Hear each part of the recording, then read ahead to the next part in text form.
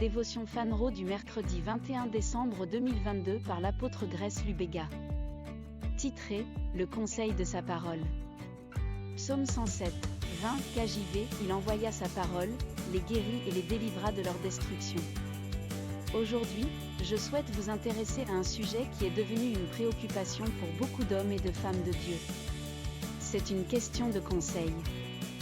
J'ai vu des chrétiens faire de longues files d'attente pour voir le ministre spécial de Dieu pour lui faire part de leurs problèmes très pressants.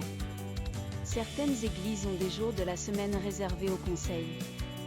Certaines de ces séances de conseil ont été si largement abusées que certains ministres ont été transformés en thérapeutes tandis que certains pasteurs en profitent pour traire le troupeau de leurs ressources financières. Malheureusement, la plupart des croyants qui fréquentent ces séances de conseil ne changent guère.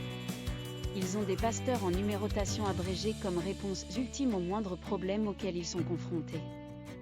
Ce n'est pas ainsi que Dieu a conçu l'Église pour fonctionner. Je pose la question fondamentale, qu'en est-il de sa parole ? Que faites-vous au cours de cette séance de conseil que le chrétien n'a pas appris dans un sermon ? Cela ne signifie pas que nous ne devrions pas nous présenter comme voix de conseil pour le peuple.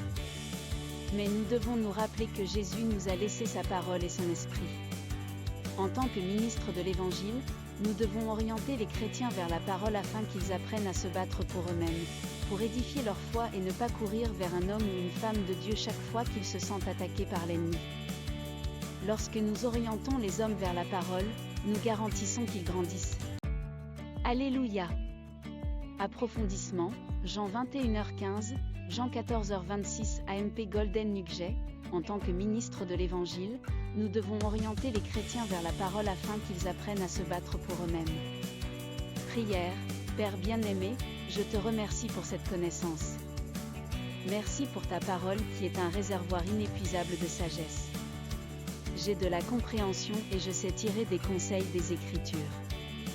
Mon cœur est à l'écoute de la voix de l'Esprit alors même qu'il me guide sur les chemins de la vie, au nom de Jésus, Amen.